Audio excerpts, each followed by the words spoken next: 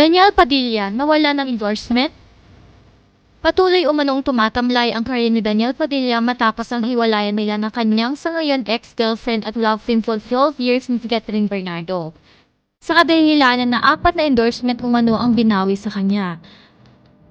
Ayon sa binahagi sa Marisol Academy sa teletabloid, sinabi ng host na si Mildred Backwood na nasagap nila ng kanyang source na 4 na endorsement na para sa kanya sana ang naiatras ay sa halip ay solo itong pinasalo kay Catherine Bernardo at hindi na isinali si Daniel Padilla na dapat umano na parehas sa kanila ang endorsement sana.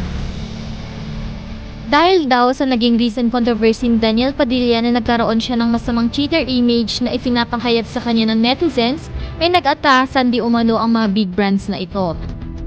Ayon sa host, yung 4 daw na supposedly na endorsement silang dalawa ni Catherine Bernardo di umano according to our source ay kay Catherine na lang daw ibinigay. Matatandaan na majority ng projects at endorsement ni Daniel Padilla ay magkasama sila ni Catherine Bernardo dahil sumikat silang parehas dahil sa kanilang love team at real-life couple na binansagan sila na one of the most successful at most popular love team sa Pilipinas. Pero sa ngayon ay patuloy pa rin ang natatamaan ng mga negative na issues si Daniel Padilla habang lalo namang umaangat pa ang karera ng kanyang dating nobyang si Catherine Bernardo.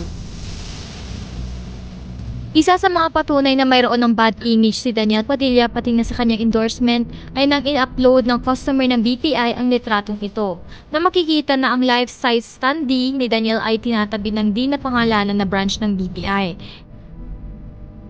Nagtataka ang mga customers nito at ang netizens na nakakita ay usually ang mga standee ay nasa harapan ngunit ang standee ni Daniel ay nakatago sa likuran ng bangko. Matatandaan na endorser ng nasabing bangko si Daniel Padilla at sa ilang branches ang standee ni Daniel ang unang makikita pagpasok sa pagkikard.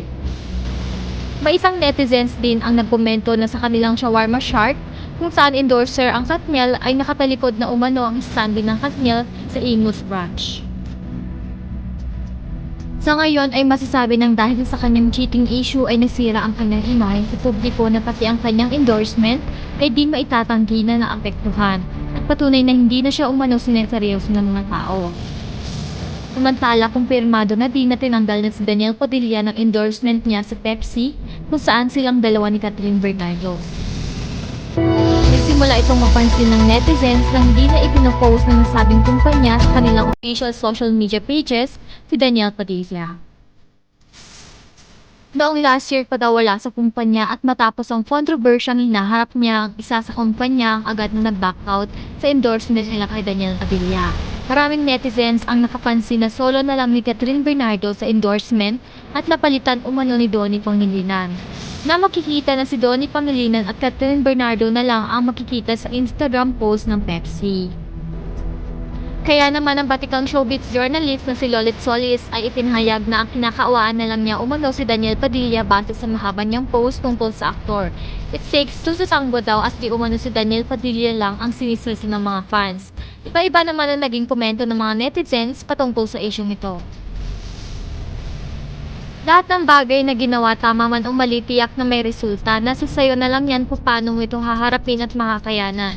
Yan ang napapala, masyado kasing kampante sa lahat ng bagay-bagay. Akala wala ng hangganan. At least pinagbayaran mo yung mga kasalanan mo pag may nawala may darating. Basta alam mong nagkamali ka, huwag kang magsawa humingi ng tawad sa taong nagawan mo ng kasalanan. Just prove that she is more marketable than his ex-boyfriend. What happens to him is the result of his own making. It's not her fault the corporate world don't want Daniel to endorse their product. It's reality check for him. She's bigger, more popular than him, and she certainly doesn't need him to get on with her life. Looks like he threw the only gem in his life. He loses all the sparkles he once enjoyed and took for granted. Live, learn, and move on. Okay lang yun, DJ. Just move forward and be the best man. Nobody is perfect. Just learn your lesson, pray, and the blessing will come soon in Jesus' name. We are here to support you. Kayo, anong masasabi nyo sa issue kinakaharap ni Daniel? Sa tingin nyo ba deserve ni Daniel Padilla ang mga ito? O naawa kayo sa kanya na di dapat madamay ang kanyang endorsement? Comment down your thoughts, like and subscribe for more latest trending news from us, and thank you for watching!